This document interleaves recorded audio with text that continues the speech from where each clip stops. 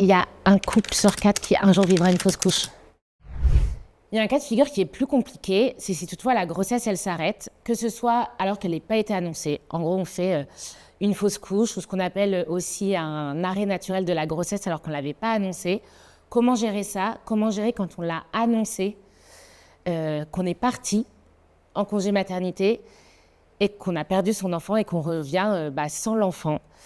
C'est difficile, soyons honnêtes. Je pense que là, ce qui est important pour moi de vous partager, c'est que tout ne repose pas sur vous. Si vous avez une personne ressource au boulot à qui annoncer les choses, ne faites que ça. Trouvez cette personne qui sera votre intermédiaire pour lui dire ce qui s'est passé, pour lui dire comment vous vous sentez, pour lui dire ce que vous souhaitez qu'elle fasse, transmettre l'info à tout le monde ou non, recevoir des messages des collègues ou non, des pistes sur votre retour. Est-ce que vous souhaitez en parler ou non? Est-ce que vous préférez franchement qu'on fasse comme si de rien n'était ou recevoir des marques d'affection? Mon conseil en tant que sage-femme, c'est que c'est quand même souvent plus simple quand c'est pas tabou, mais bon, vous prenez le temps qu'il vous faut. Je pense que ce qui est important de se dire, c'est qu'on n'est pas des robots et que juste le meilleur conseil que je peux vous donner, c'est de faire du mieux que vous pouvez avec les clés que vous avez à ce moment-là et de surtout pas rester seul, d'être accompagné avec des professionnels de santé, gynéco, sage-femme, pourquoi pas un ou une psychologue, avec votre team, votre village autour de vous, votre partenaire de vie, votre famille et avec ces personnes de confiance au boulot. En tout cas, je pense que le plus grand risque dans ces moments-là, et c'est naturel pour beaucoup,